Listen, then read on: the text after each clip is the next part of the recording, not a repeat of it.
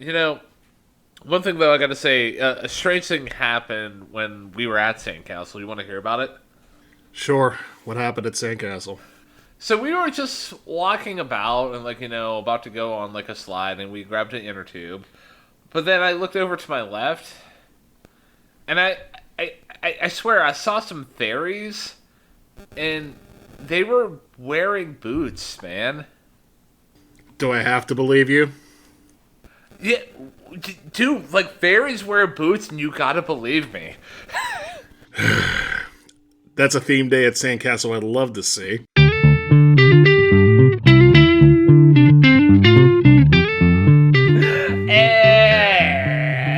And we are back, everybody.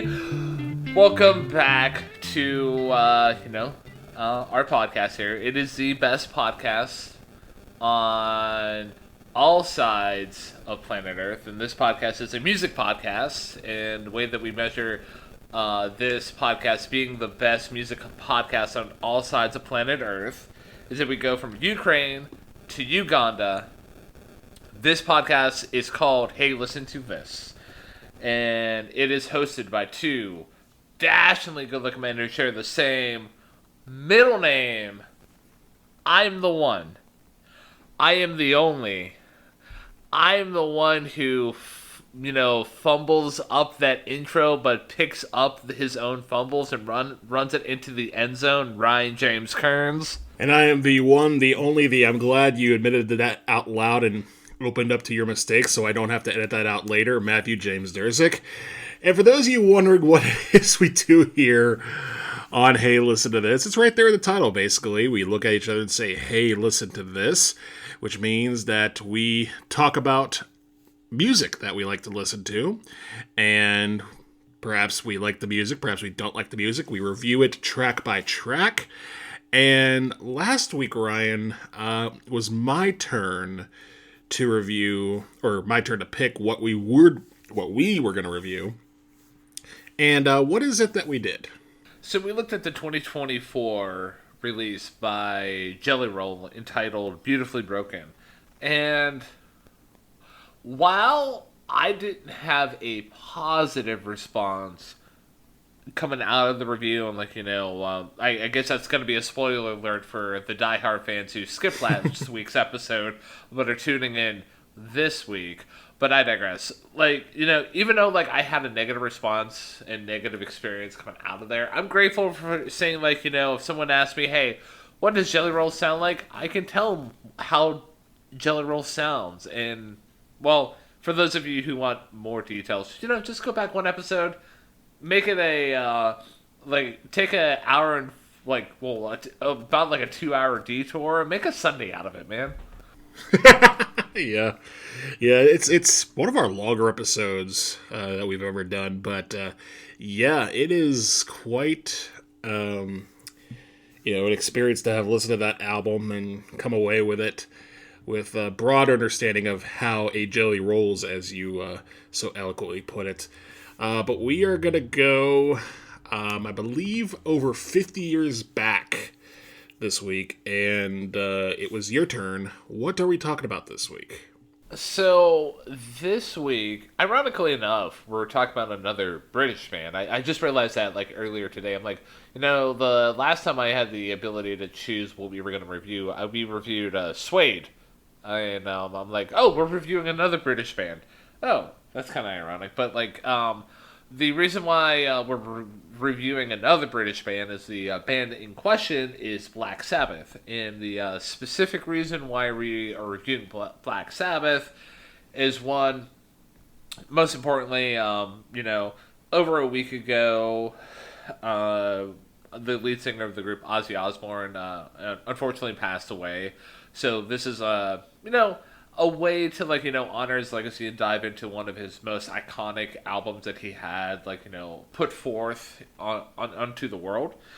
And the other reason why we were reviewing this album here specifically, it falls under the criteria that I laid out in the Ryan Kearns Palooza of 11 episodes that are totally mystery episodes, but they have to be mostly albums that were released before 2000, with one exception for our 100th episode. That's a really long Palooza title, man.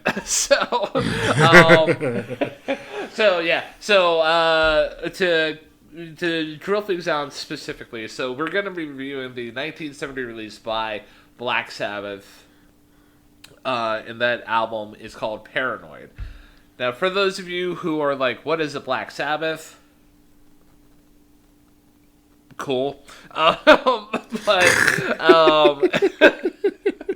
for those of you who didn't see the live feed there, I took a drink in the as a dramatic pause there. But like, yeah, I honestly feel like Black Sabbath doesn't need that much of a deep dive compared to like when I went hard in the paint talking about Suede and how they came to be and what led them to their debut album. And because Ozzy Osbourne's an iconic figure. He literally, well, like I mentioned earlier, he just passed away. And like, if you don't know who Ozzy Osbourne is, like, I guess like the only comparable, in terms of celebrity and well-known aspects of it is it's comparable to if you don't know what a Taylor Swift is, or if you don't know what a Beyonce is, okay, Mr. I just emerged from an Amish country. How is it in the world? And also, why are you here? But I digress. Enough beating around the bush. I mean, I'll give a little bit of a backstory about Black Sabbath as a whole and what basically led them into the album that we're talking about today. So, the roots of the group can be traced back to 1968 in Birmingham, where guitarist Tony Iommi and drummer Bill Ward formed a heavy blues rock band after the breakup of the previous project, Mythology. And the soon enlisted bassist Geezer Butler and vocalist Ozzy Osbourne, who had been in a band called Rare Breed together. And the way that they, Ozzy and Geezer Butler got the gig with Ward and Iommi is Ozzy famously put a newspaper ad out seeking a gig with the simple message, Ozzy Zig needs gig, has own PA. So that's how they all came together. So the group was initially called, do you know what the group was initially called? I've read this before, but I forget off the top of my head. It was something more like nature based, I want to say. No, it was even before that. So they initially were called the Polka Tolk Blues Band. That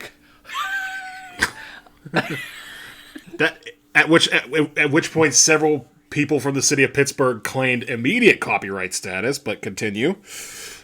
So, yeah, I found that interesting. That's almost like how, if I'm not mistaken, Pearl Jam was originally called Mookie Blaylock, which I'm what's up with these, famous classic bands nowadays, and, coming out with, crazy, original names, it almost seems like we just were what's the most crazy out there name that we can come up with before we start changing our name? But I digress. So, the group was initially called the Polka Tolk Blues Band, and then they switched to Earth. So that might be the name that you're more familiar with. And then from there, the group changed their name to Black Sabbath in 1969.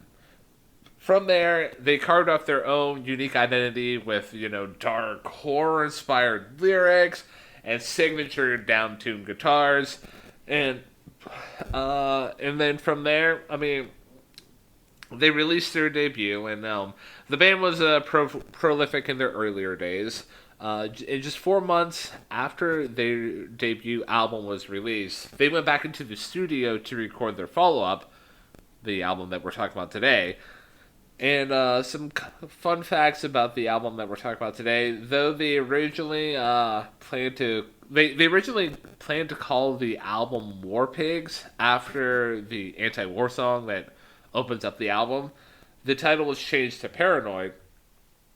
And this is I guess a well-known fact, but a fun fact nonetheless. The iconic title track, Paranoid, was a last-minute addition, written in a burst of, creativity and the quote is, it was written in just 25 minutes, as recalled by Billboard.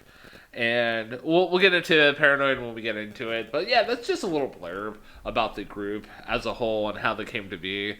Now, what makes Black Sabbath, really, important in the landscape of musical history?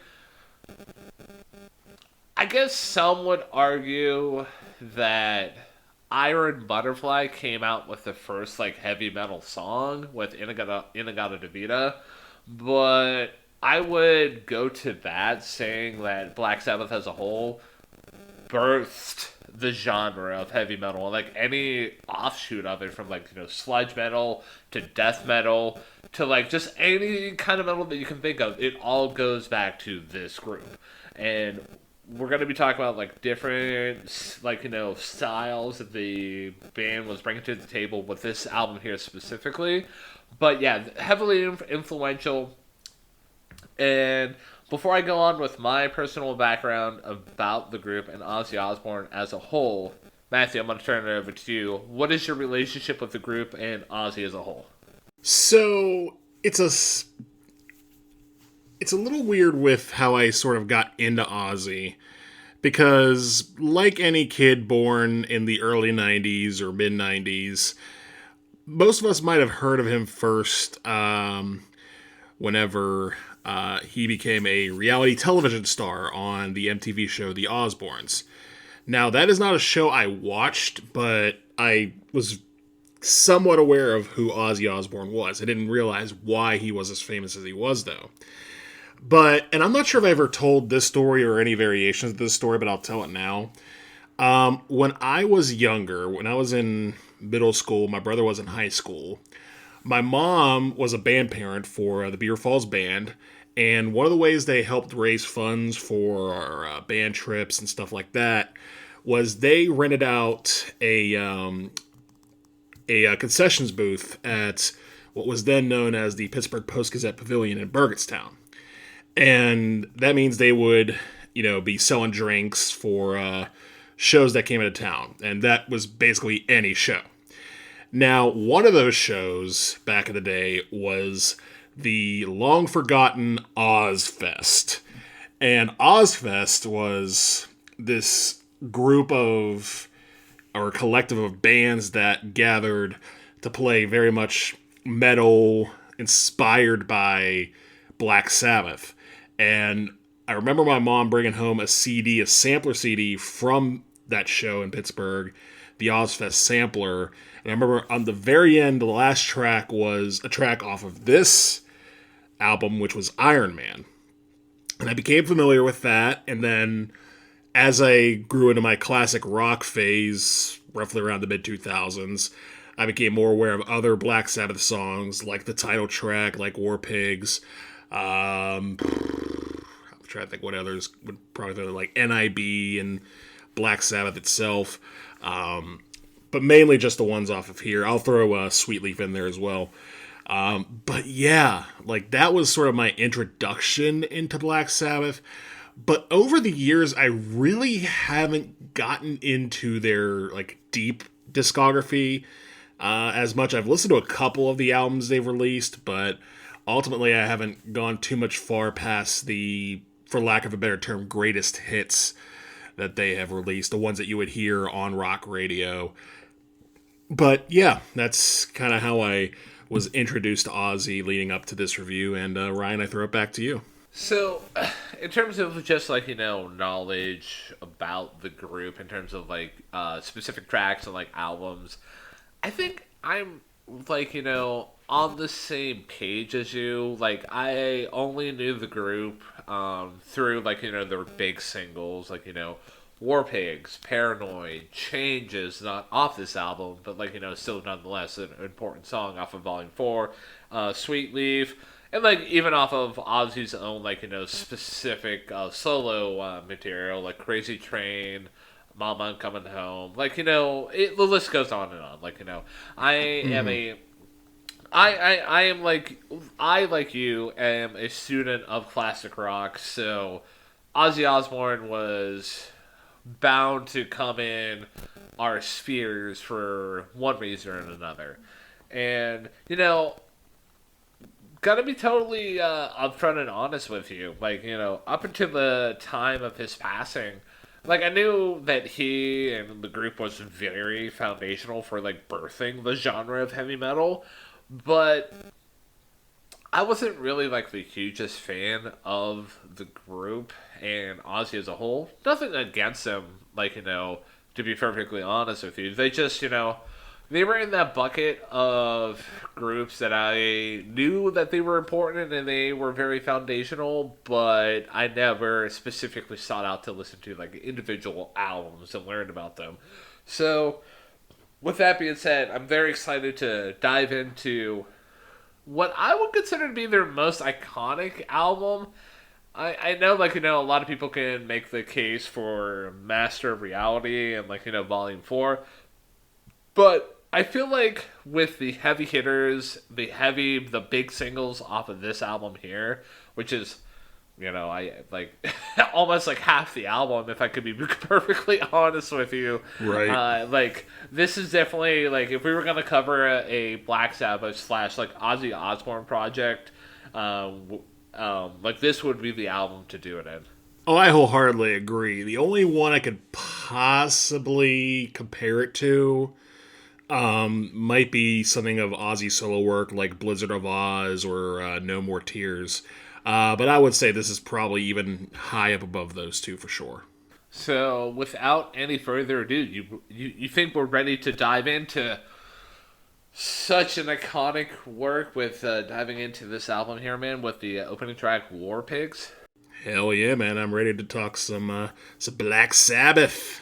Oh, okay. So the opening track here, like I literally just said like a couple seconds ago, War Pigs. It's always very interesting with you when we have to talk about iconic tracks, classic tracks. Like, do they hold up in terms of just like nowadays, like in the year of our Lord 2025, or are we just simply putting them up on a pedestal because they were very important all the time? Ladies and gentlemen, my personal experience with going into this album with War Pigs was so good because this song here nowadays, like, this album was released in 1970. War Pigs still sounds so fresh over 50 years later, and that's absolutely an incredible testament to like the songwriting and the creativity and the performances that are found within this track here. Now, for those of you who have never listened to War Pigs and are listening to this review here, well, cool, thank you. It means a lot to Matt and I that you're checking us out, and yeah, you're checking out this review here. But for those of you who are aware of the track, you are very familiar with what it brings to the table, and I'm just going to talk about like a lot of the elements that I love from this track here. So coming out right out of the gate, like you get this big, sludgy, open, jammy, like, jam session going on, and in the background you get the siren effects, like, there's some sort of like impending doom that's gonna happen, and I'm here for it 10 times out of 10. Like, it's absolutely incredible. And then you get the switch up, and I'm like, oh man, like, I love that switch up, and I took for granted how the verses were constructed within this song here, because for the most part it's just Ozzy and a hi-hat riding on in the background, and I consider that absolutely incredible. And like, it speaks to Ozzy's ability as a frontman within this track here, that he's able to carry the tune 100% with just the barest of all instrumentation in the background. Like, that's so good. And then in the, I guess, the quote unquote like chorus, or like, the jam session that's established after like those bare verses, it is just so good. And like, what speaks to me about those specific sessions and what I really love whenever bands are able to execute this to a T is whenever you're able to, you know, if you're listening to it on headphones or whatever listening device that you're, enjoying the track on, and you're trying to listen into like a random part, like, oh, what is Tony Iommi doing? What is Bill Ward doing? What is what is Geezer Butler doing? Like, they're each doing something incredibly unique, and I absolutely love it. And outside of the jamming sections and the verses as a whole, like the guitar solo is so good. And like what even speaks to that is like the backing band is not just holding back; they're establishing their own groove of like underneath it, and that just chef's kiss. And then after the guitar solo, the song basically just resets. And, I love the reset. It's so good. And like not exactly pound for pound, but for the most part, it repeats the first half, and it just does it flawlessly. I love it so much. And the way that the whole track ends up with how the whole track ends with that song speeding up, the tape speeding up, great production touch there. And the only things I got to talk about here are the lyrics. I mean, I'm not gonna use any. I don't have any real lyrical highlights, but I do love how the lyrics use such vivid dark imagery to set the scenes. And like I alluded to with the introduction about the group, this is basically an anti-war song. And I love how the contrast between the first verse and the final verse, where in the first verse it basically sets the scene about how the war pigs turned the war machine and just enslaved the population. And then in the final verse, illustrates how God's judgment has come for the war pigs. And I love specifically the line where Ozzy says, "Satan laughing spreads his wings," and that's such an iconic line. But yeah, this song rocks, dude. Even to nowadays, it sounds so incredibly fresh, and I absolutely love it. Not my favorite song off the record. It's my second favorite song. I really can't add too much to what you have already stated about this song. You did a magnificent job talking about just how great this track is. Like you said, those droning guitars and those sirens at the beginning, lovely touch to just sort of bring the doom in. And the way you mentioned the verses, how they build, very executed. I mean, first of all, Ozzy sings great on this track. Let's just mention that. He sings very well and very dramatically, as he is wont to do. But the way that in the verses, how at the second half of them, you start getting these little inflictions of more instruments, part 5 and 6, you get that little sort of freak out guitar chord from Tony Iommi, and then right before the chorus, quote unquote, you get those extended drum fills by Bill Ward, just so good. And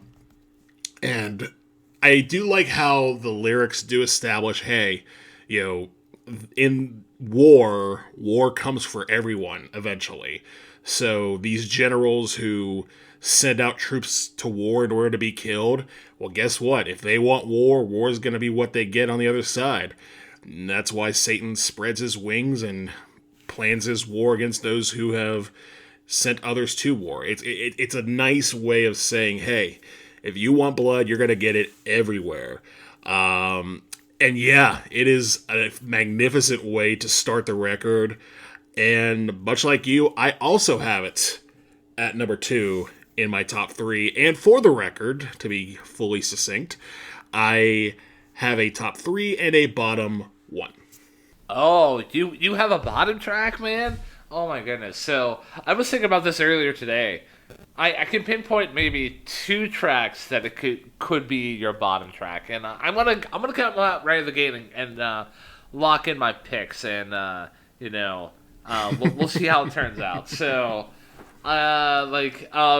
full disclosure, I have a top three and a bottom nothing here, and I feel like your bottom tracks, you don't have to mention it until we get to the tracks. But if I had to take two shots in the dark, I'm gonna say it's either Planet, Caravan, or Electric Funeral. Like, one of those two is gonna be one of your bottoms.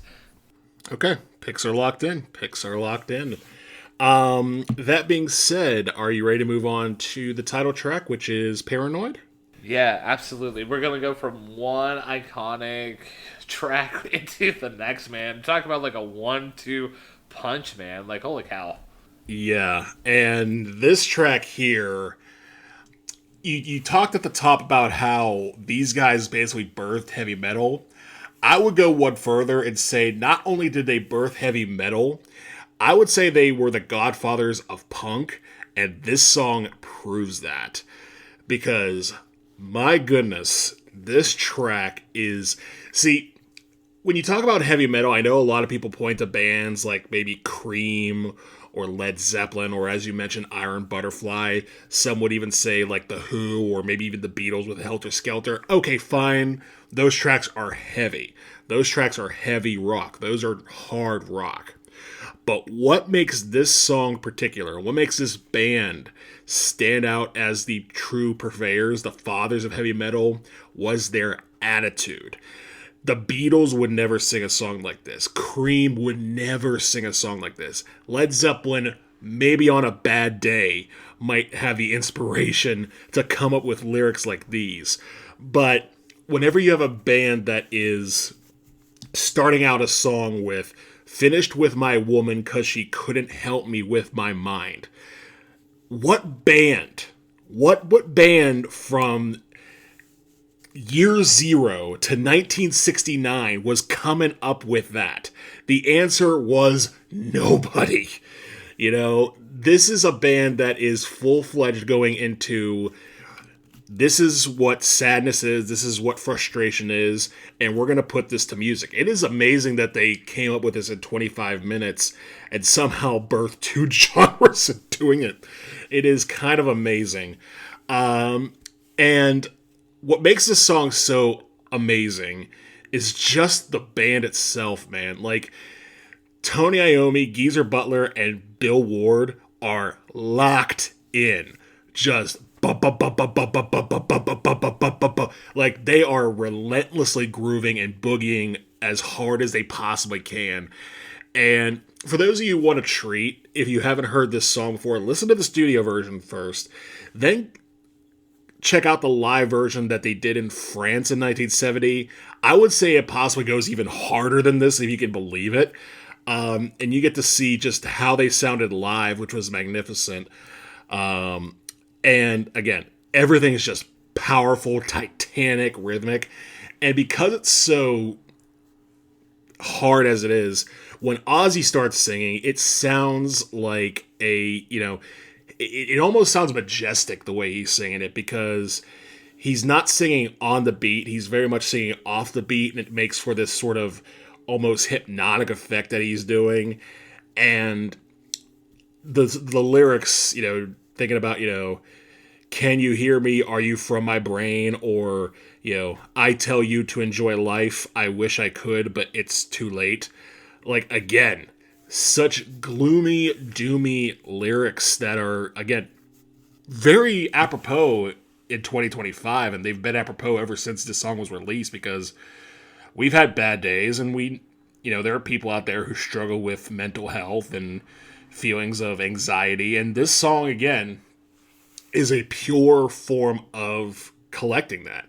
I would say if the Stones' Satisfaction is the godfather of hard rock songs, this is the godfather of heavy metal songs. And I probably don't need to say it, but I'm going to anyway. This is easily my favorite song on the record. Oh man, I need a paper towel to to wipe off all the gushing that you did. Would you stop? There, man.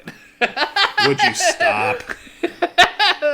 Oh Am I man, but I wrong? mean, no, you're not wrong by any means, and you did an excellent job laying down the foundation for the discussion about this track here. So I'm just gonna pick up little pieces here or there that I'm just gonna throw in there. So I'm gonna give a little bit of a backstory about the lyrics. Do you know how the lyrics were written in this track here?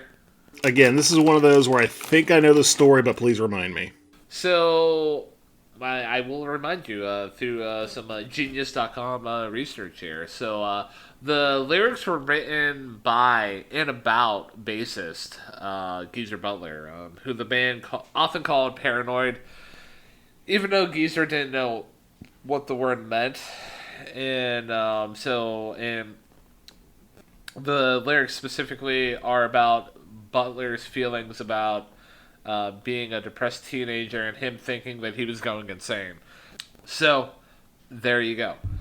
And, yeah, just, even though it took only 25 minutes for them to write this, it's, I don't want to say it's an incredibly universal message, but it's essentially a message nonetheless that a lot of people can relate to, especially in your teenage years, and I would say even past your teenage years. If you really feel like you're going insane, you can relate to that. And with it kind of relatability, I'm gonna make a wild comparison, and I hope you cannot judge me when I compare this track to another track. For me, the relatability of Paranoid can be compared to Jimmy Eat World's The Middle, in that it's a universal song, very popular. I would easily argue that Black Sabbath produced many other tracks that Jimmy Eat World wasn't able to produce in their discography. Up until this point, no disrespect to Jimmy Eat World. I love that band. But yeah, I just found that comparison in my head pretty interesting. And the only other things I gotta talk about here is that the opening guitar riff is so good. It's probably the second most iconic riff off the whole album, and we'll talk about Iron Man when we get to it. But Right. Another thing that I did love on the songwriting aspect, on the instrumental front, is just the way that the instruments came together at the ends of phrases where they were doing these singers da da da, that really drew my ear, and I'm like, oh, I love it. And on its surface, it is a pretty basic song when you drill down to it, but the combination of lyrics, the way that the performances come across, and just the little things here or there are really, really good. Yeah, it's a really good song, and it definitely deserves all the flowers it's gotten in the world and in its legacy. However, this is gonna be a bold take. This is not in my top 3. Wow, man. The floor is lava. I don't know what to say about that other than that. I mean, that is a bold take. I see. I'm trying not to fight you right now because I know this. I obviously can tell you're putting this in the good song bucket, or maybe the great song bucket, if you will, and that's fine. You are entitled to your opinion. I just personally do not know how the hell any of the other tracks coming up can beat this one. But again, that's just my opinion. Well, okay. Wait, I know how you work. I know how you do this show. I think I know what your other two are, but I'm gonna reserve my judgment. I'm gonna lock those picks in. But yeah, I'm at least appreciative that you do like the song and recognize it for as iconic as it is, because it is very much a pioneering song of heavy metal, hard rock, and like I would say, because lyrically it's closer to punk than I think anything else, I would say.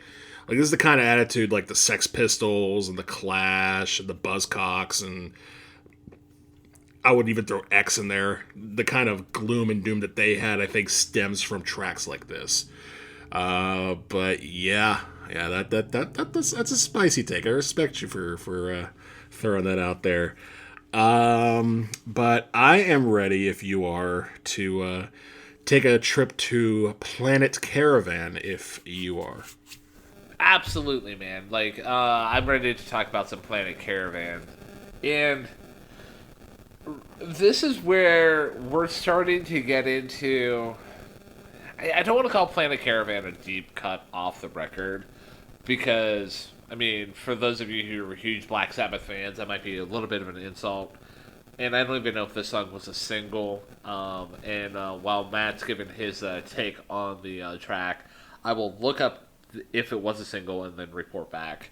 But from us to experience War Pigs and then go to Paranoid, and then the follow-up track or the in-between track between Paranoid and Iron Man is Planet Caravan. Like, this is an incredibly bold statement for the band to make, and I'm here for it. 10 times out of 10. Like, it's such a cool song. Like, it's the execution is flawless, and just there's so many incredible things that I love about it. And, like, I'm going to just highlight a couple different things. So, right, like, the one thing I want to highlight coming out of the gate is that the bass line here, it's so good. And I love how it works so well within the spacey production. And also, in terms of the bass line, the hand drums that are used throughout the track, courtesy of Bill Ward, like the congas or like whatever specific form of percussion that he's using there, also really good. And the guitar solo section here is really amazing. Like, I was totally captivated by it. And, like, also Ozzy with his processed vocals, that's a great touch. You're not able to really understand a lot of what Ozzy's saying unless you have a lyric sheet in front of you. But I feel like what I've been able to, really understand from the band so far, specifically with the opening track, War Pigs, not so much in Paranoid, but here the instrumentation and the overall sonic package is carrying the load, and it's a captivating load for me. You don't necessarily need, like, to understand what Ozzy's singing here and the lyrics that are coming across the table to really appreciate what's being brought to the table. In the previous track, Paranoid, Ozzy does do a great job in terms of just delivering iconic lines, and like it does, like Ozzy's carrying the load here, but for me, Planet Caravan, the band's carrying the load. And for those of you who are wondering, though, like, what is the song specifically about? Well, essentially it's about floating through the universe with a loved ones, and I do like the lyrics again on how they're using vivid imagery. I thought it's an excellent touch. So yeah, dude, like, this track here totally blew me out of the water in terms of its approach, and like I was just like, for a band that's often cited as being like a foundational piece of like heavy metal, like, I didn't expect them to produce Planet Caravan, but here we are, man. Yeah, it is a bit of a whiplash from Paranoid and War Pigs to Planet Caravan, because it's interesting. I almost feel like the bass line and the overall groove is basically the same as War Pigs, but in an acoustic, more jazzy type of form. And I agree, I do like that quite a bit, because it is a nice break from the heaviness, and it does sort of, expand upon their musical repertoire to dive in with this sort of jazzy, almost like samba-esque type of groove. I agree that the hand drums sound good. Tony Iommi's guitar work is very, very good, as is Geezer Butler's bass. I'd say Geezer's probably, if Iommi's not the star of the show, he is. However, your prediction from earlier is in fact correct. This is my least favorite track on the album. It's not necessarily in a way like other tracks where I get like, overtly pissed or be like, oh, this is horrible. This is more of an objective take. The process vocals suck. Like, I'm just gonna call it is what it is.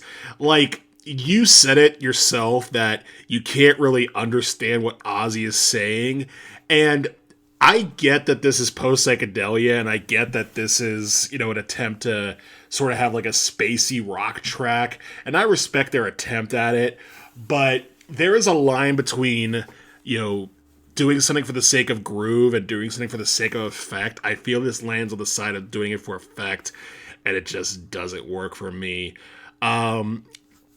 Because I cannot understand. I mean, and it's not that I agree. I don't have to understand what he is saying. I just have to appreciate the flow of it.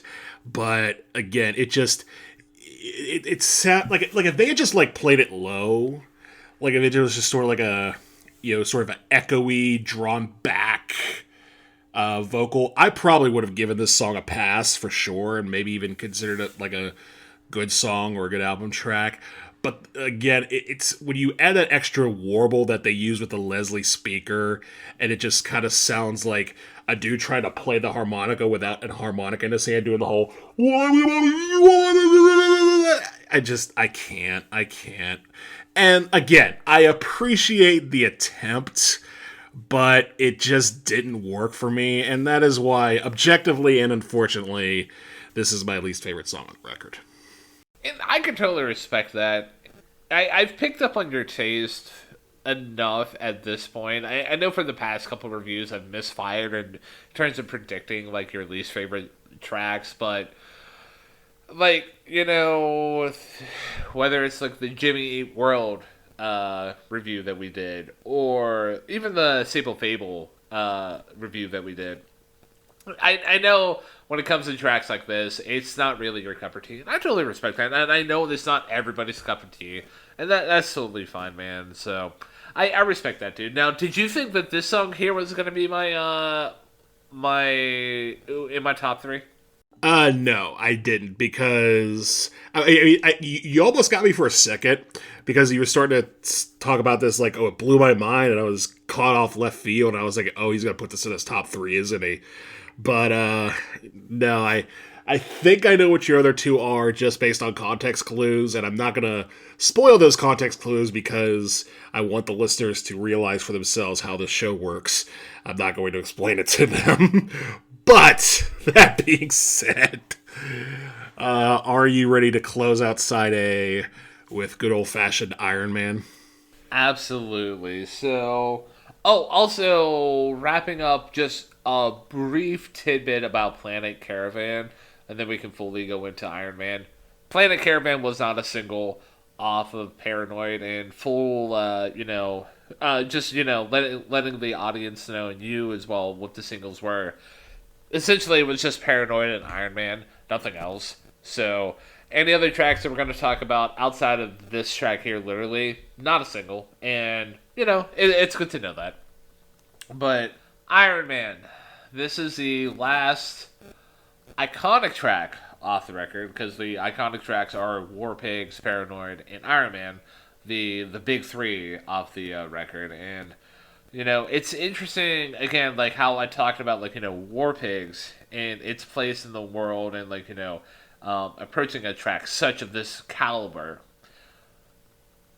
But when it came from my experience going back into Iron Man, like, just listening to it with open ears and just, like, saying, okay, I'm going to judge Iron Man from a listening experience, like, it definitely delivered from head to toe. Like, that intro, oh my, Pedro Pascal. Like, it was just so big, so sludgy, and, like, the bass drum, the processed vocals where Ozzy saying, I am Iron Man. And like what I would consider, and you can fight me on you if you want, but you're gonna lose this fight.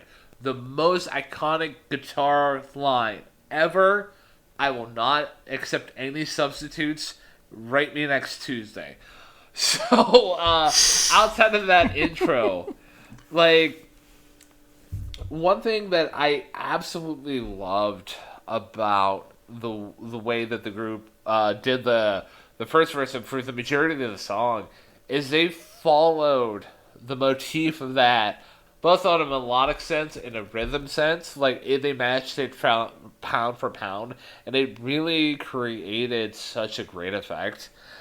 And, I do appreciate how the chorus breaks from that guitar motif. And, like, another thing that I did like about the chorus, like, that rising and sinking feeling, it works well within the context of the lyrics. In the chorus, it goes, "Nobody wants him, he just stares at the world, planning his vengeance that will soon unfurl." And skipping ahead here a little bit, on the lyrical front, this song is basically about a guy who travels to the future and sees the end of the world. Then he travels to the back to the his present to warn people, but in the process of him traveling back, he gets turned into Iron Man and he can't communicate with people. So, he grows more and more upset with humanity due to the inability to understand him. So he just starts killing people. So, yeah. Fun fact. It's not about the iconic Marvel superhero Iron Man made famous by Robert Downey Jr. Well, yeah, I'm gonna stick with that. But yeah, it's about it's just a comment on human existence and how we don't understand people who are not like us, and I love that. So, rewinding back, considering the context of in the chorus, you get that growing frustration, you get that rising feeling, and that rising and sinking feeling. Like it works so well. The guitar solo is absolutely fantastic. I love it, and also the outro is great. It's led by the guitar, but another thing that I loved about that outro, yeah, it's led by the guitar, but the bass and drums are also doing fantastic things. So while the lyrics and Ozzy's doing their own service to the track here, the instruments are doing an incredible job. Not in my top three. This is not in your top three either. It's not in my top three, man. Wow. Okay, so I guess that makes me the basic bitch here, I guess. All right, cool. Oh, man. Because, spoiler alert, this is in my top three. We have completed my entire catalog on side A. This is in my top three at number 3. And pretty much for reasons you mentioned, because this is the... I want to agree with you in saying this is the most iconic riff of all time, and I would probably, because I know a lot of people are going to say, oh, it's Smoke on the Water, and I don't know. I feel like Smoke on the Water has been, publicly and professionally, heralded as the greatest guitar riff of all time because they're too afraid to mention this song because, oh, it's by a band that likes Satan and Doom and stuff. So, yeah, I don't know. That is a debate that is definitely worth having in its own right, but if this is not up there, it's easily top 3 or top 5. But aside from that, you mentioned the intro being iconic, and it is. Just that the way the guitar slides down, that's just beautiful. And the song itself is quite simplistic, but it's very good. Ozzy does a great job, as he always does, playing the narrator of destruction. And like you mentioned, as much as Tony Iommi gets credit for creating this iconic riff and doing well, the other two guys are doing great too, especially on that outro. The outro is what elevated this to my third favorite song, because especially Bill Ward on the drums. I mean, you know me, I'm a sucker for good drumming, and there is plenty of that on this track. Just the way that you get the tom-toms flying all over the place, it just creates this very almost rampage-like outro to where Tony Iommi, all he has to do is just, strum a few chords and make it sound like wild war's about to happen. And speaking of war, I thought this song possibly could have been about Vietnam because, obviously a lot of heavy metal around this time and a lot of music in general was sort of fixated on that. But, the idea of someone, returning back and not being understood by anyone around him and pretty much isolating him from the world that he was raised in, and now he comes back to plot his vengeance. Like, I feel like there's probably some Vietnam undertones in that, but again, that's another debate for another time. But yeah, Iron Man kicks ass. Third favorite song off the album. And I am very curious, because I was wrong. I thought this was going to be one of them, and I was wrong. So, 2 out of the remaining 4 tracks are in your top 3, and I'm almost positive now what one of them is. The other one, I don't know. We're going to learn together, aren't we? Oh, absolutely, man. We will take that journey hand in hand. But before we do so, before we venture into the back half of the record here, Matt. Yes, Ryan. Ever since I woke up this morning, I know that you already answered, but I'm going to, re-emphasize it. I had this burning question in my soul. And what is that question? Well, if the listener out there right now is really enjoying what we're bringing to the table in our discussion about Paranoid by Black Sabbath, and they want to help, support what you and I do on a week in, week out basis, how can they do that, my good sir? Well, the way they can do that is by giving us a listen and spreading the word. How can they give us a listen? Well, they can find us on their podcasting platform of choice, whether it's Spotify, Apple Music, Pocket Cast. We have a YouTube page where we upload our episodes in video form every week. So if you're on YouTube and you want to give our channel a like, comment, and subscribe, you would subscribe to us, then like our videos individually. But if you've been on YouTube before, you know how that works. So that's how you would be able to listen to our content. Me and Ryan personally share it, but we also share it to our social medias as well. And we are on social media under the username ttheylisten. We're on Facebook, we're on Threads, we're on Instagram, we are on Blue Sky, and those are our main outputs.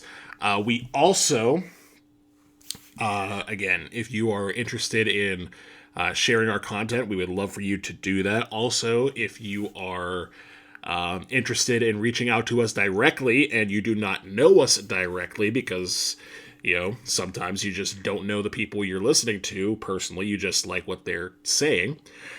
We do have an email, and that is ttheylisten@gmail.com. Again, that is ttheylisten@gmail.com if you want to reach out to us directly to either tell us we're doing a good job, telling us we suck, or perhaps suggesting a future album for us to review, or if you really want to get deep and crazy, suggest a discography track for us, because we do those every once in a while as well.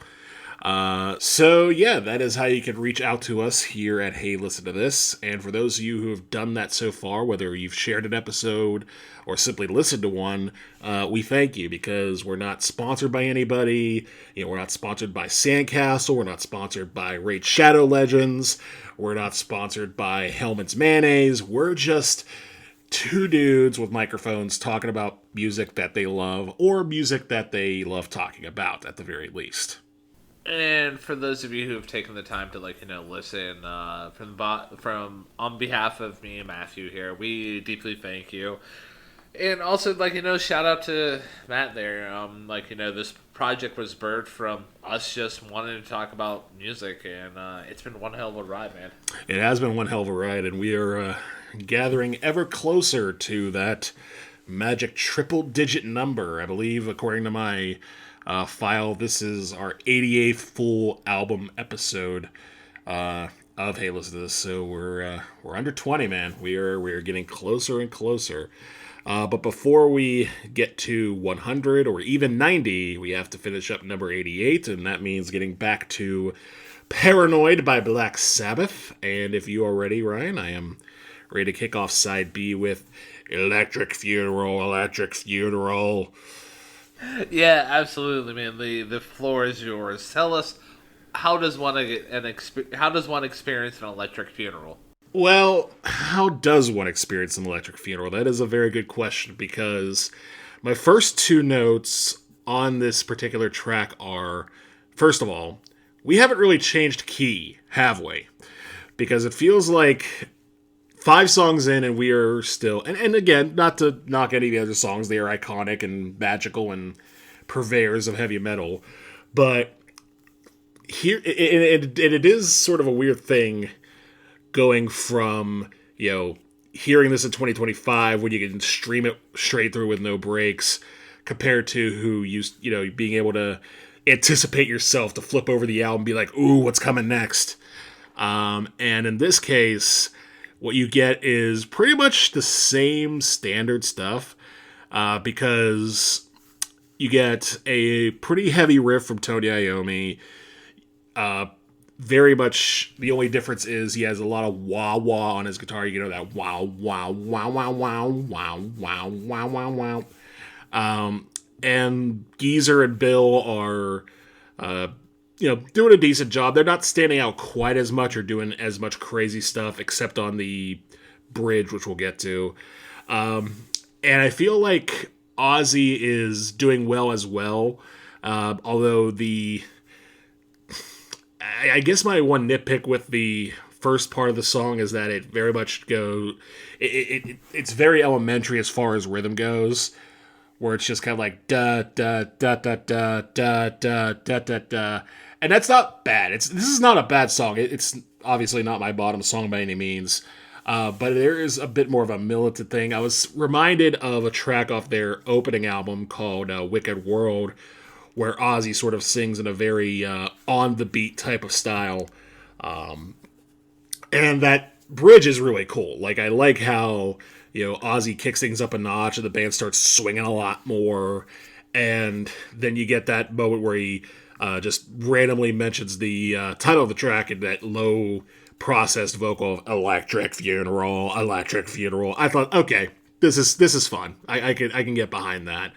But yeah, this is, I would say, the first song, and really the only song, with the exception of one later on down the line, where the band kind of catches itself repeating itself. But then again, if you're repeating songs like Iron Man and War Pigs, why the hell not? Because those songs roll.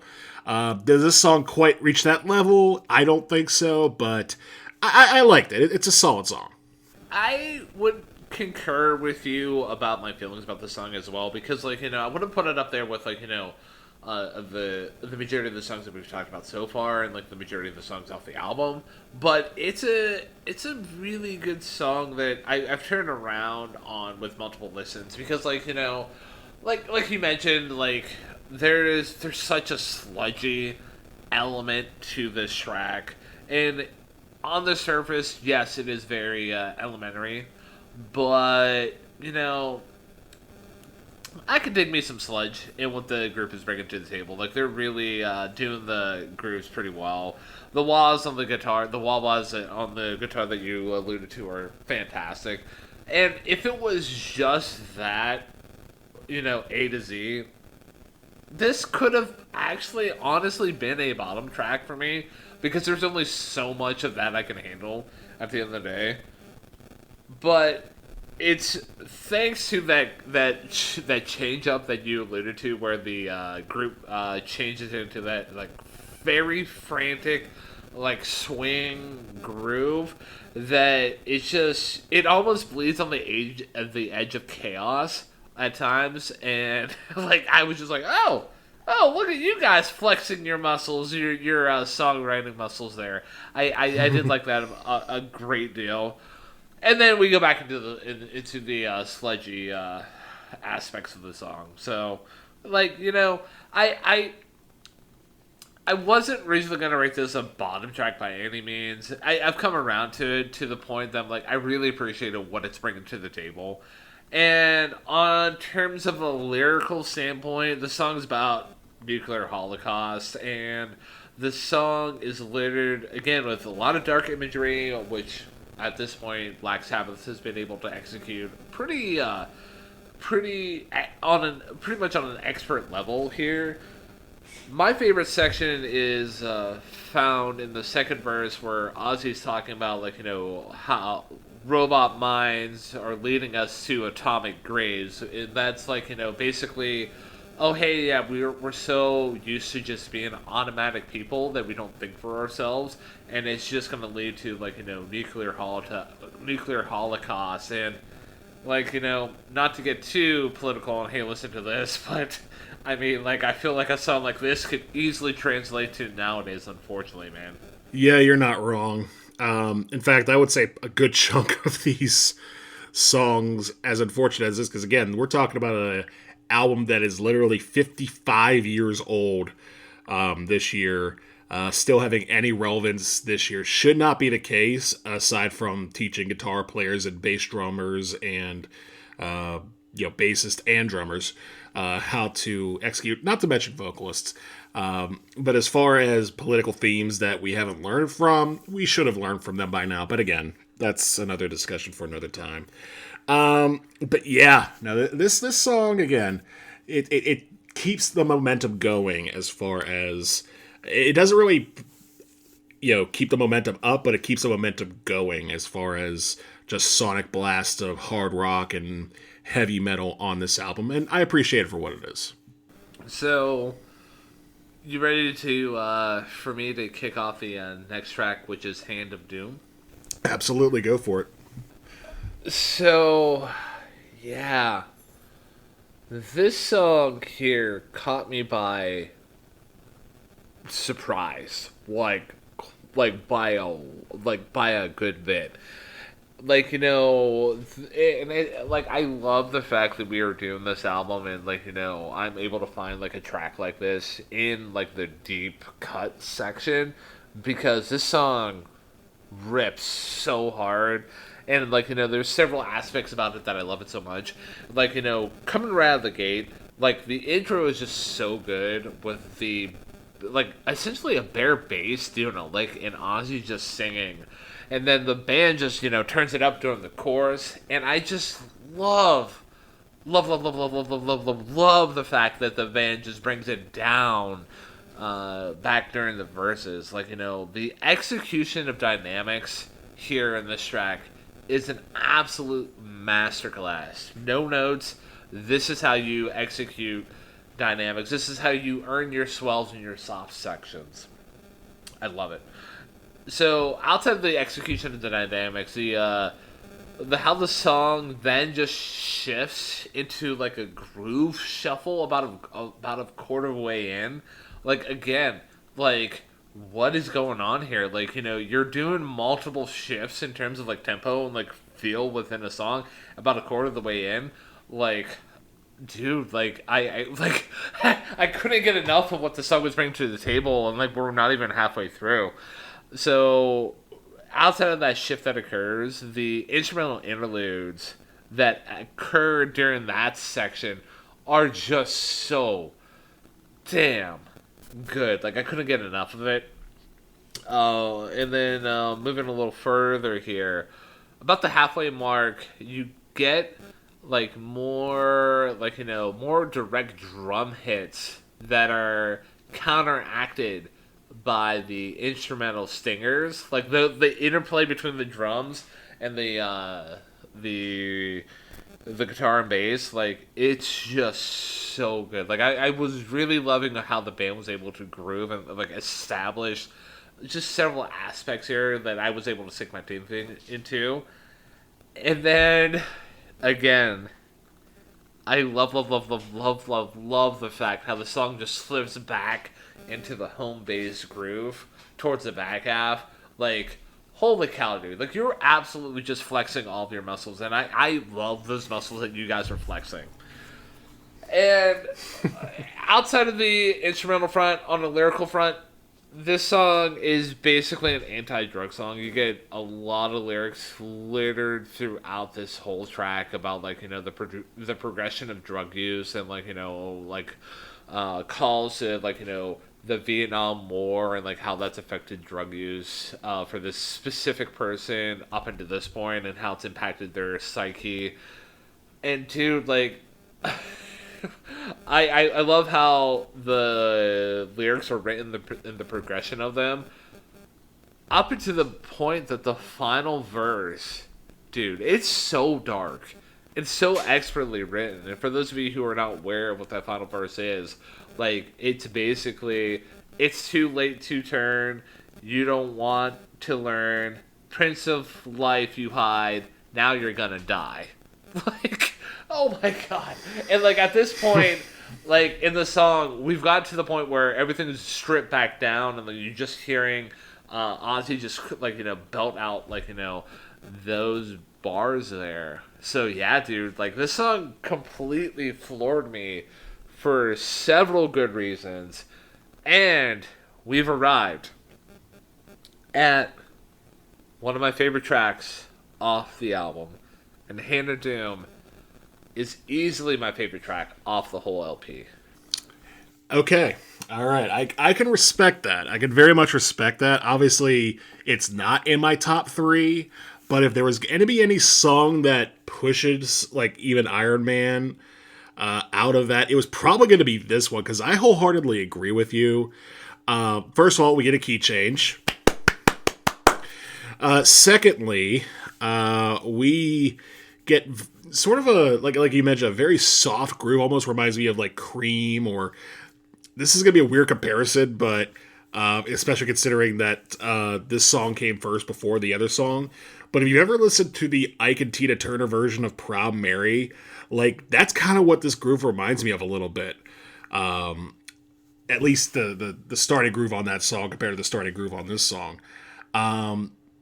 And yeah, when it gets heavy and it gets to the, heavier parts, it does pop. It does stand out. It does really, like, get your attention.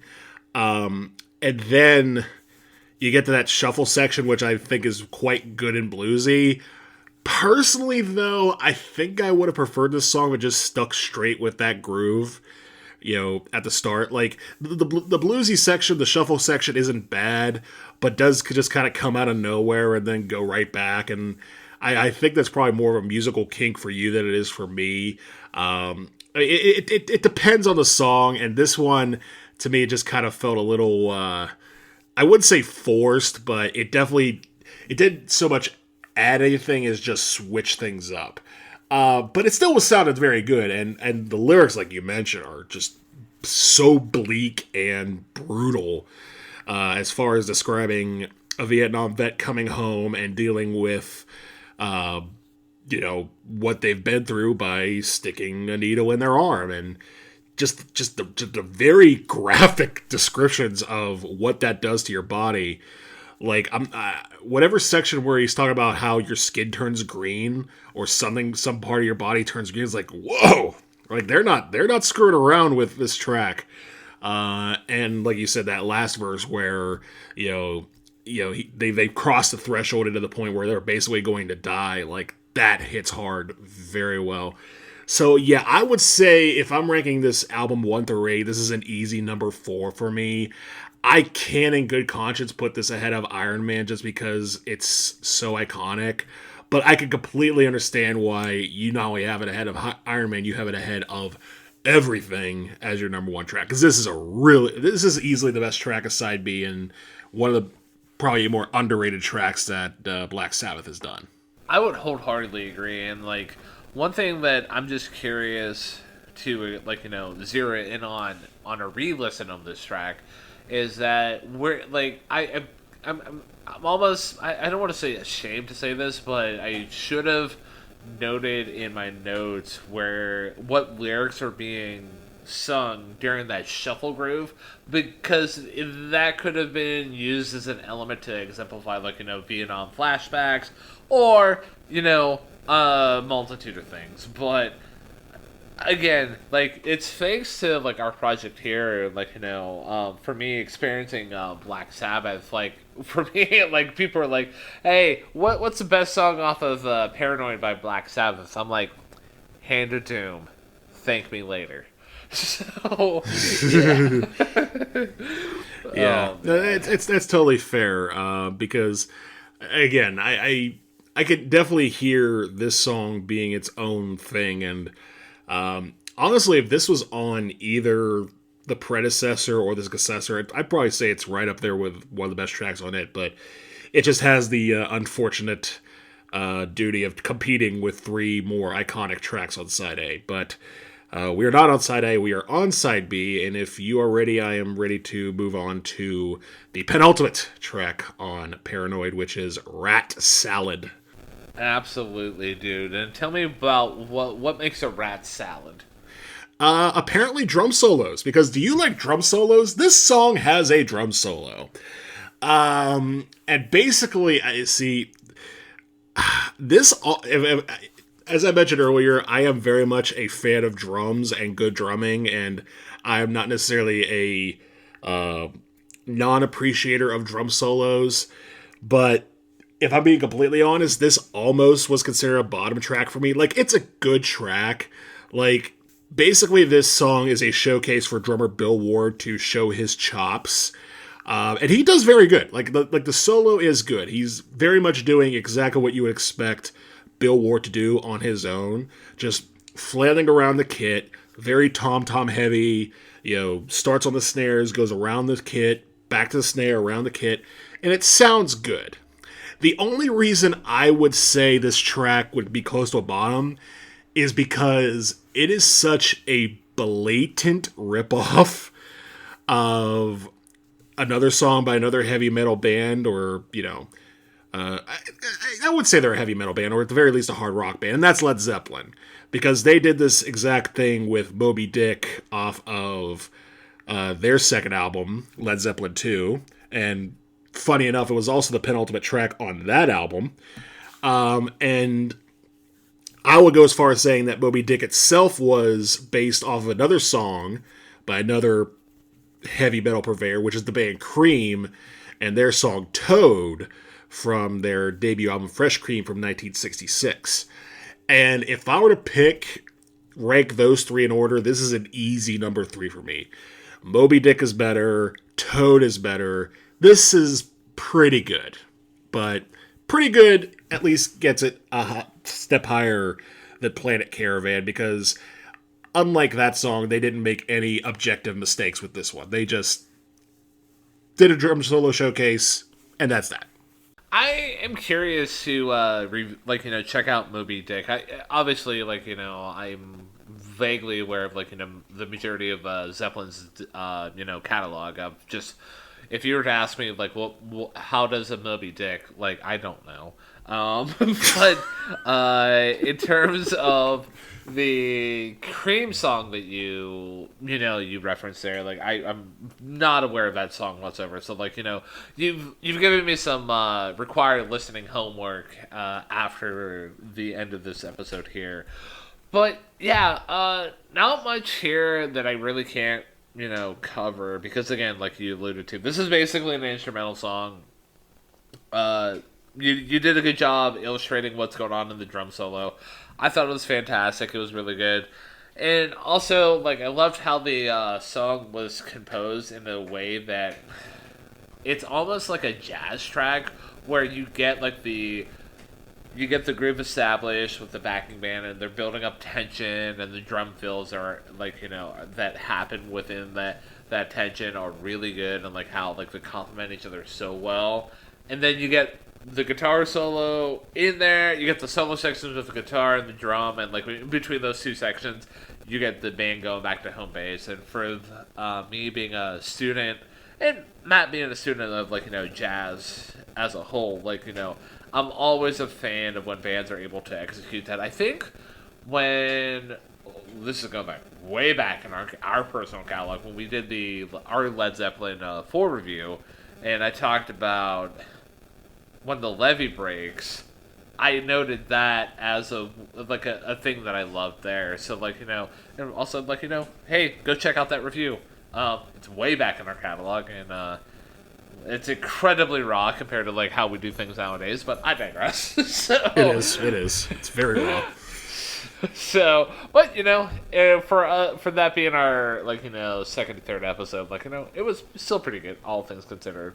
But yeah, I don't really have much else to say about Rat Salad. I loved it quite a bit. I didn't really have any nitpicks about it, quite honestly. So yeah, if you are cool with it, I am ready to boogie on over to the last track here, which is Fairies Wear Boots.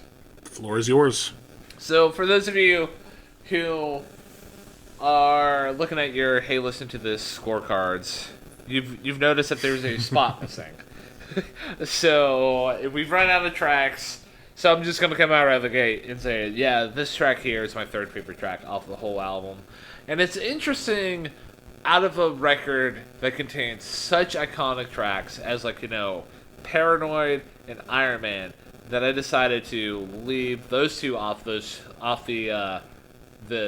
podium for me at the end of the review.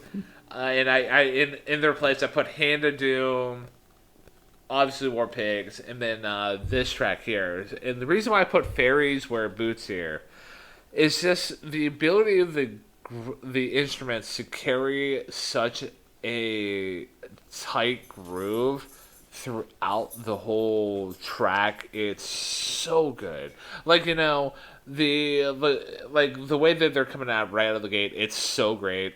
And I just love specifically here, like it seemed like for a good majority of the track that the band was able to carry the load and they were able to breathe instrumentally. And like for those of you who are super fans of Hey Listen to This, and Matt was probably very much aware of this as well. Like I love when instruments are able to breathe and they're able to establish a groove, they're able to carry the load, and they do that here so effectively. And the song actually does shift into a shuffle boogie mode at some point, and that does lead into the vocals, and I thought that was done effectively. And then from there, the instrumental groove after Ozzy sings his first verse is so damn good. I just love how it's able to be carried for a bit longer. Like the band keeps grooving, Ozzy comes in, but like the band's still grooving. Like I thought that was an excellent touch. And then the jam section that occurs after the vocal parts, it's so amazing. Like the guitar solo is fantastic, and I just love how the rest of the band's doing amazing stuff as well. Like that seems to be a theme going throughout this record, man, and I love that so much 10 times out of 10. Like I'm a fan of when instruments are able to bring fire to a track like this. Outside of the instruments, though, on the lyrical front, fun fact: do you know what the song is about? I'm going to take 3 guesses. My next 2 are wrong. It's about drugs. Absolutely not, man. So. Oh, okay. So this song is about skinheads.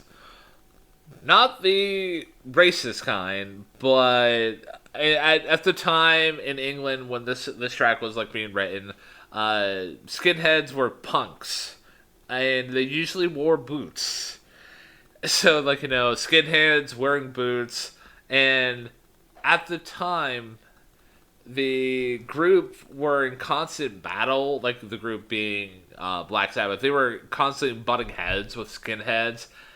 At shows and throughout England, so they wrote a song calling them Fairies. All right. I can get behind that. I will say I did know about skinheads only because I was once watching a video on the band Slade, which is another sort of they're more glam rock than they are heavy metal, but before they hit it big in England with songs like "Come On, Feel the Noise," the original version.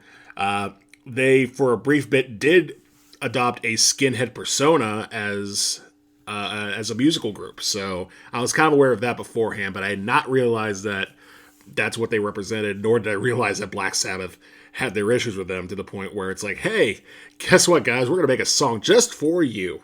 Yeah.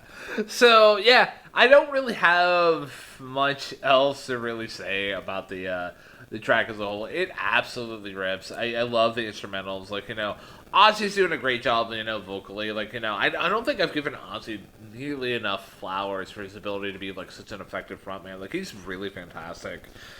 But, like, like, the lyrics that he's, like, delivering about, like, talking with the doctor, be like, yeah, like, you wouldn't believe, but fairies wear boots, man. I saw them last night. You gotta believe me. Like, it works well within the context of the track here. Like, it's a fantastic way. It's an excellent way to close off the album. So for me, this track, first of all, I will admit that I swung and missed badly by not realizing this was about what it's about. Although compared to everything we obviously talked about here with war and drugs and war, I feel like I at least had a shot. That being said, the band does sound great on this track. I will give you that wholeheartedly. Like, it sounds amazing, particularly that shuffle section. Iommi has great guitar work on that solo. I thought Geezer Butler's bass on this track was absolutely wonderful. I thought he was just kind of going over the place and doing some really, really, really good stuff.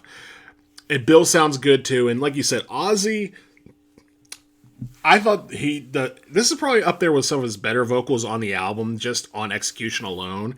Like, the way he's singing it. Like, going back to that video I mentioned of them performing live in Paris, for as dark as a lot of these lyrics are, anytime you see them perform, Ozzy is having the time of his life. It doesn't matter how dark the lyrics are. He is enjoying being the front man and singing. And you can kind of hear it a lot on this track. Like, he is, enjoying singing this. And as we talked about with the final track off of the Against Me album that we talked about several weeks ago, frontmen can get a certain joy out of telling other people in their cliques or people that they do not see as proper parts of society to, for more of a better term, piss off. So that's basically what this song is, and it works in that context. My biggest critique of this song, though, is the same I had with Hand of Doom, but more so on this song, is that it switches too much. Like, both parts sound good, but I would have preferred it to just be one thing. Or at the very least, if you have the intro, which, by the way, for those who don't know, the intro is actually on some pressings of the album entitled Jack the Stripper as its own, like, musical section. And also, Jacob's Wall was considered a part of War Pigs, for those who had not known. But if they had started with that and then just kept going with the bluesy shuffle throughout the remainder of Fairies Wear Boots, this probably could have been a contender for my top 3 as well. But it just kind of goes back and forth. And the band sounds great throughout, and it does show some sort of musical, like, chops to be able to pull that off. But I didn't think it was necessary. I didn't think it was, like, super necessary to switch back and forth as much as they did, because it didn't really add context, just the more or less showmanship, which, it's fine. And again, I don't hate this track. I think this is a good track, but didn't quite land in my top 3. And I can totally respect that, man. And, yeah, I unlike Hand of Doom, I don't think I can really dive so much into, like, on a re-listen. I don't think I can really re-dive into a listen and be like, okay, at what point do you hear, like, that shuffle, like, groove, and how does it, like, really impact the lyrics? Because it's basically the song's lyrics. So, like, there's not really much difference in there. So, but yeah, without any further ado, man, we eight tracks up, 8 tracks down, scorecards filled out. Only one thing left to say, man. Generals gathered in their the last thing to say is we did it. We did it, man. We discovered what it means to experience a Sabbath and it being black, and thus causing us to be paranoid. I'll allow it. That's fine. I'll go first with my overall rating. of Paranoid, and yeah, this album has stood the test of time for very strong reasons. You look at the main songs from it, the title track, Iron Man, War Pigs. I'll even throw Fairies Wear Boots in there because that's sort of like seen as a album track for Sabbath fans. This album just slaps back to forth. Like, with the exception of uh, Planet Caravan, which again did the right thing up until they went with the vocals on the Leslie speaker. Like, everything on this album was executed very, very, very, very, very well. And again, you get the sense that this album very much started a revolution as far as, singing about very dark things, not bluesy things, not sad things, but very much dark things like drugs, like depression, like war, in ways that bands had teetered with before, but never put the package all together like this. And it is, again, instrumentally alone, it is a titanic performance from Geezer Butler, Tony Iommi, Ozzy Osbourne, and Bill Ward. They execute pretty much everything very, very well. Again, there are some points where I was like, but I was never to the point where like, oh, I absolutely hate this. This is garbage.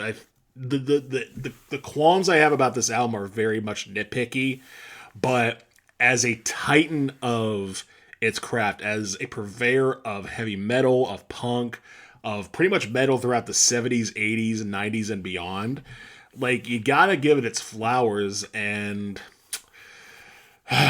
you know what? Just for historical context alone, and the fact that you could play this album and enjoy it pretty much in most contexts, I'm going to give this a 9 out of 10. All right, man. So you're going to give it a 9 out of 10. And quickly averaging my score. Oh, hold on 1 second here. Even though I didn't give my score already, that way I can just be ready. Actually, that should have been easy. Anyways, I digress. So you gave it a 9 out of 10. I don't know why we went down that detour. But, yeah, I respect that totally, like a great deal. And for me, like, this album, like we've alluded to, like, countless amount of times throughout this review, it's been used as a blueprint for. Matt makes the argument that it was used as a blueprint for multiple genres of music, but like for me, like I see this album as like the core nucleus of metal, and like all different subgenres throughout it. Like you get like the sludgy atmosphere, you get the straight up like doom metal, the straight up like heavy metal aspect of it. Like there's countless amount of examples, countless amount of styles that the group's able to exemplify here. And for me, like what was like one of the most rewarding things about listening through this record with like for this review is just how many of these songs still sound so fresh to this day. Like if you were to put this record on, it'd be like, hey, this is the new record from, I don't know, like, I'm just going to name a random act out there, The Armed, because they released a record recently that I really enjoyed. I would have been like, oh yeah, dude, this is really cool. Like, I love it. I'm gonna buy it on vinyl. Like, it sounds really, really nice. So yeah, like it's still like absolutely rewarding. It speaks to the songwriting craft that the group brought to the table here, and also as evident by me giving my my top 3 spots to deep cuts off the record. Look, it's amazing how many of the deep cuts are just so good. Like I was really blown away by Planet Caravan. Like that song essentially blew my mind. And it didn't even land in my top 3 because the band was able to like execute such a hard left turn. And also, like, it goes without saying, Hand of Doom and Fairies Wears Boots, like, they blew my mind, they got in my top 3, but, like, it was just absolutely a rewarding experience diving into the deep cuts as well. So, yeah, this album took me by a great deal of surprise, and, yeah, I have no other course of action but to rate this an album a beefy beefy 10 out of 10. I respect that. It's been a first 10 for you in a little bit, I think, since Bon Iver, or Bon Iver, excuse me. Whoa. But yeah, no, I completely understand that. Again, there were just a couple little nitpicks I had along the way that couldn't really justify this being a full 10 out of 10, but it again is a titan of heavy metal and very high recommended listening for anyone wanting to get into the genre of that or punk or just the 70s in general to figure out what the early 70s and the Vietnam era were all about. My next album well, hold on. Before we do that, we got to do one little quick thing because you gave this album a 10. I gave this album a 9. And that means our average comes out to a 9.5 out of 10 because Math. math works, everybody. It doesn't discriminate. It just is. Numbers never lie. So, my next album recommendation, it's pretty simple. It is another Black Sabbath album, and it is also from the year 1970. I'm going back one step and recommending their debut album entitled Black Sabbath. And it basically has somewhat of a similar formula. Like I mentioned, Electric Funeral kind of sounds like a track off of that, which is Wicked World. The dramatics of the title track, Black Sabbath, very much sound like what you get on War Pigs. NIB is a very hard, bluesy track that establishes their fascinations with the dark arts and dealing with Satan, or Lucifer in that case. I would recommend that. That is my next album recommendation. Black Sabbath by Black Sabbath, featuring the song Black Sabbath from 1970. And for me, I'm also going to recommend the Black Sabbath album. And it was going to be the other album that we were going to potentially review for this episode. And that's going to be Master of Reality, released in 1971.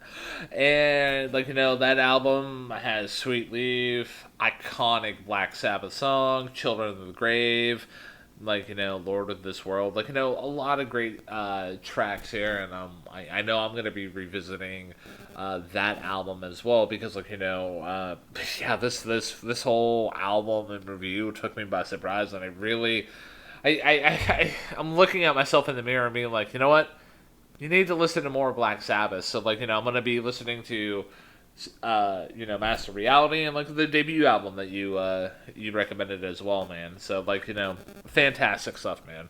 Amen. So, listener, if you have not listened to either Master of Reality by Black Sabbath or Black Sabbath by Black Sabbath, those are our next recommendations based off of Paranoid by Black Sabbath, the album in between those two, which Ryan, as mentioned, gave a 10 out of 10 and I gave a 9 out of 10.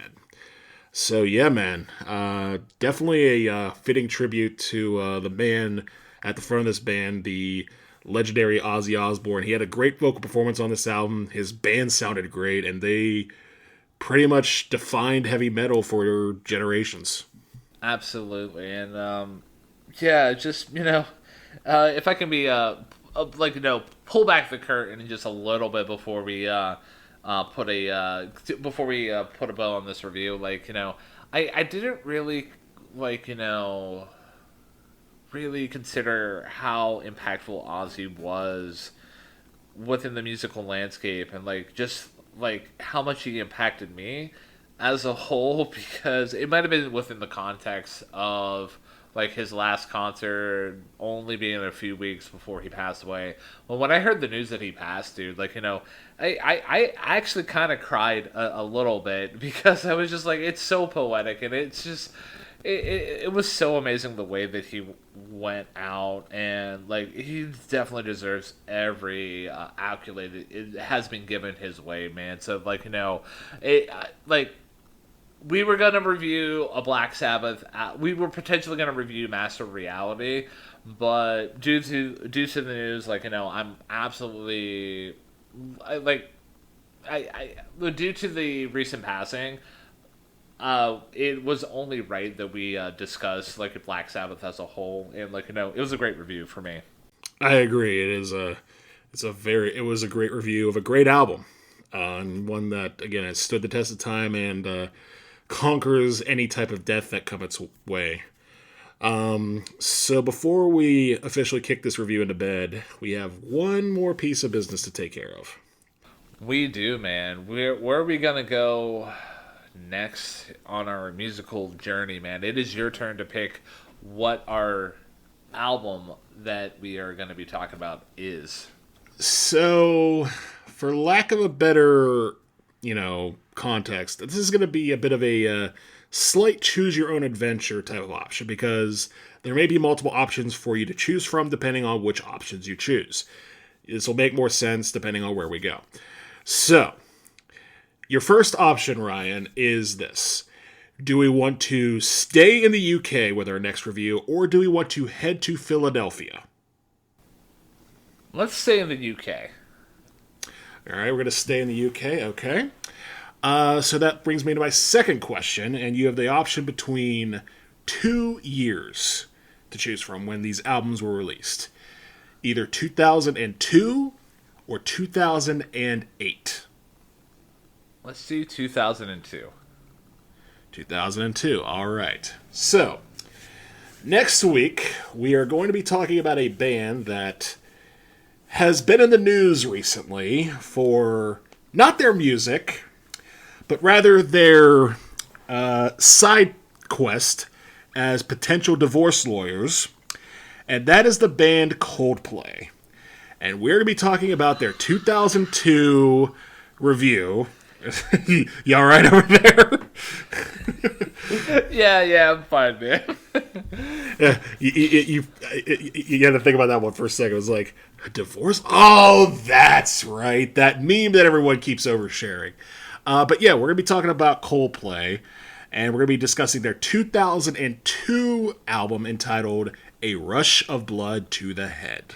Let's go. I mean, maybe that might be a little bit too much of an enthusiasm about Coldplay, but no, I'm down for it, man.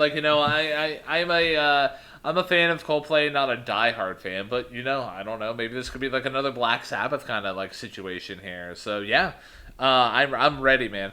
I'm ready too, man. I am ready to discuss some Coldplay, some early Coldplay next week on this show, and yeah, you have anything else to say before we wrap things up?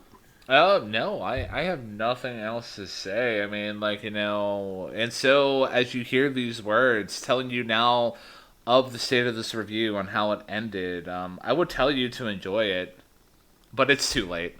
No, it's not. It's not. Lies. Lies!